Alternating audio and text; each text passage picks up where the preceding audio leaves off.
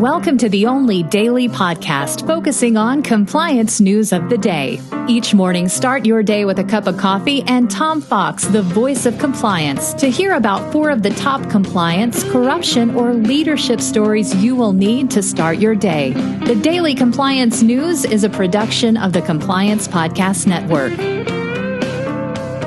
November 30, 2020, the $100 million listing edition. Today's stories all come from the Wall Street Journal. First up, Coca-Cola CFO has helped the company making cuts and operational changes. The finance chief, John Murphy, is helping the company to shrink its product portfolio along with headcount as a part of a restructuring effort. It's a bit of unusual for a CFO to be part of these strategic plans, but it began in 2017 to increase collaboration between business units to better understand customer trends. The pandemic, as it has done in so many other industries, is accelerating those need for changes.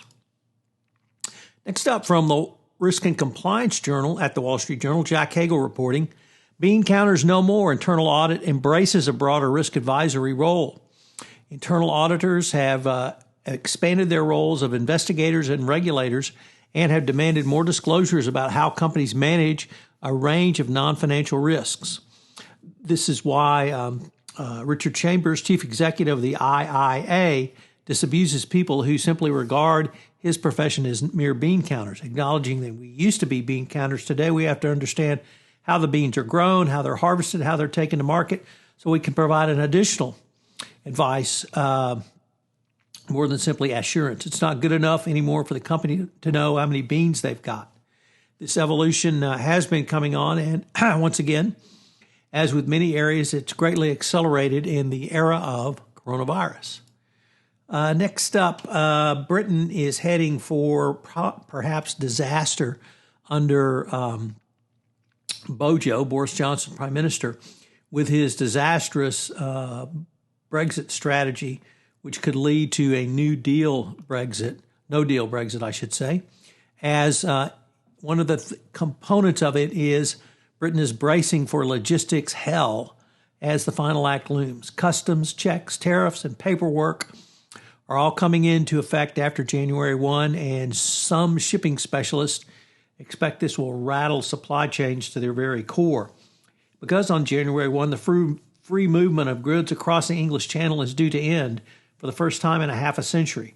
This change has sparked fears of severe bottlenecks at British ports and highways, where customs officers will have to inspect trucks amid an acute lack of staff.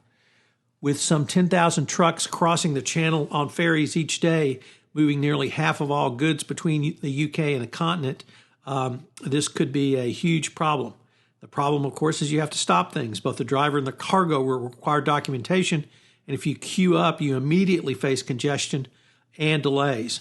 Indeed, officials at the Port of Dover estimate that for every 2 minutes of delay, each truck has to spend at the crossing, a 17-mile traffic jam will be created on the M20, which is the highway leading to the port. So,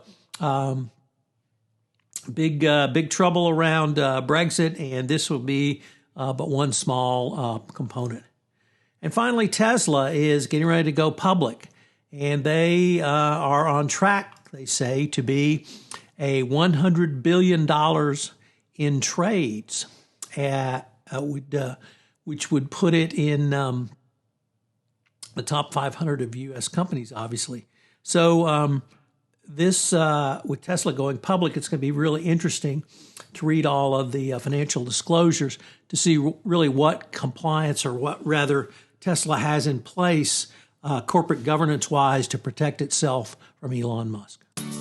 The Daily Compliance News is a production of the Compliance Podcast Network and a proud member of C-Suite Radio. Thanks so much for listening. I hope you'll join me again tomorrow.